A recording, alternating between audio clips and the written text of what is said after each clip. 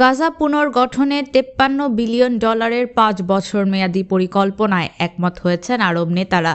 মিশরের তোলা প্রস্তাবে বাসিন্দাদের না সরিয়েই উপত্যকায় সংস্কারের কথা বলা হয়েছে। বুধবার 5 মার্চ এক প্রতিবেদনে সংবাদ মাধ্যম ইউরোনিউজ এ তথ্য জানায়।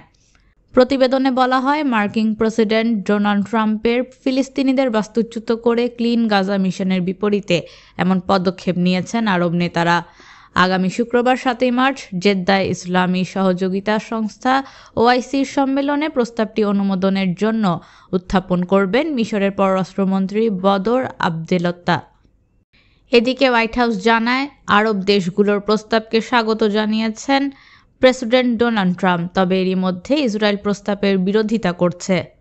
সম্মেলনে উত্থাপিত প্রস্তাব অনুযায়ী 3 ধাপে সংস্কার কার্যক্রম চলবে গাজায়।